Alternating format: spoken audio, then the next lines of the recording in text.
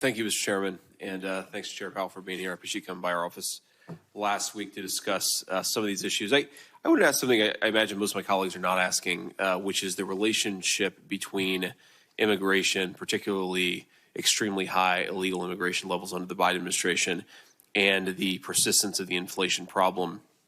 And I recognize this is not your policy focus, but you are the Federal Reserve Chairman, so I just want to get your views on this. And in particular, I want to read you a quote from Mickey Bowman, who's one of your governors. And this says, in a quote, "There's a risk that increased immigration and continued labor market tightness could lead to persistently high core services inflation. Given the current low inventory of affordable housing, the inflow of new immigrants in some geographic areas could result in upward pressure on rents as additional housing supply may take time to materialize. With labor markets remaining tight, wage growth has been elevated at around or above 4%, still higher than the pace consistent with our 2% inflation goal, given trend productivity growth." The Bank of England, I believe, produced a recent report on this issue in the United Kingdom, obviously a different economy in a different country. But what do you see as the relationship, in particular, given that housing is such a big driver of the inflation that we've seen over the last few years? As Senator Hagerty said, the highest in 40 years. What role do you see illegal immigration playing in driving up housing costs, which, of course, is a main driver of inflation for American citizens? Let me quickly start by echoing your first comment, which is we don't comment on immigration policy, but we do comment on inflation. So I would say this.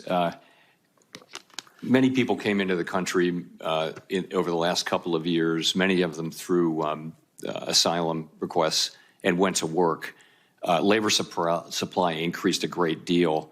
It's not, there's no clear answer, but my sense is that in the long run, immigration is kind of neutral on inflation. In the short run, it may actually have helped because the labor market got looser because there were more people. But to you're talking about housing specifically.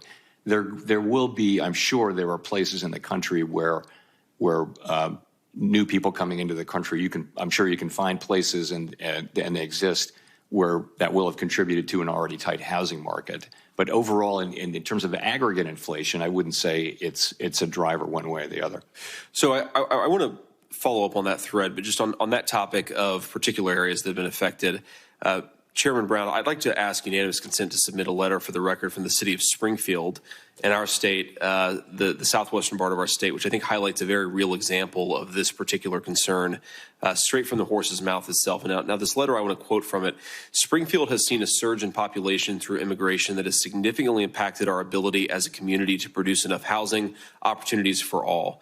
Springfield's Haitian population has increased 15 to 20,000 over the last 4 years in a community of under 60,000 previous residents, putting a significant strain on our resources and ability to provide ample housing for all of our residents." And end quote there. And Mike, without objection. So thank you.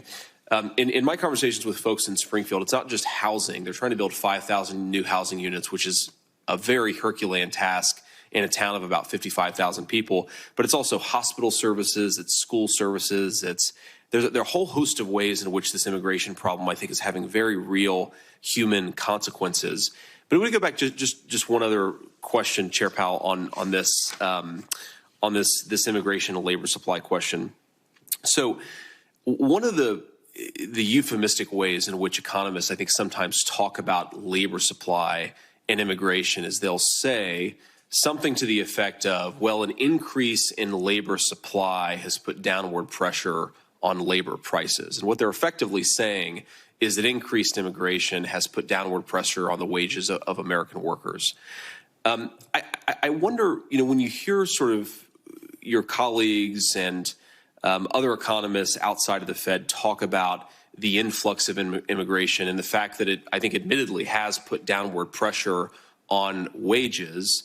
Okay, so obviously that has put some downward pressure on inflation, but it also puts downward pressure on the wages that people earn to pay for their families.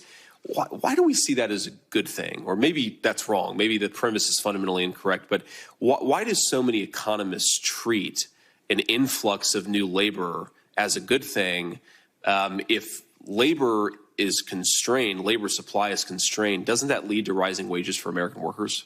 So I'm not certainly not trying to put a value judgment on it. I will say that this is all happening over the last couple of years in a context of an extremely tight labor market. Now a little bit less tight, significantly less tight, but you've got a worker shortage. You've got businesses who have jobs that are open. You have, more than one job opening for every unemployed person. So you've got a very tight labor market, and it's addressing that. And we're having wage increases are still very high, but they're coming down to a more sustainable level. Fair. And Mr. Chair, I know I'm over time. Could I just one more question on this?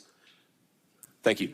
I understand your point, Chair Powell. And again, I'm not ascribing value judgments to you, but if we say we have a really tight labor market and we say that there are more than one job openings per worker, there are two ways you could plausibly solve that, probably more than that, but two obvious ways you could plausibly solve that. One is through a new influx of workers via the immigration system. Another way is by raising wages and bringing some of the workers that are on the sidelines. I'm thinking specifically of the 7 million prime age men that have dropped out of the labor force.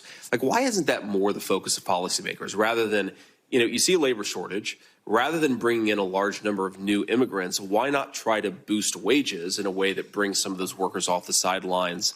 That seems to be a much better focus from my perspective.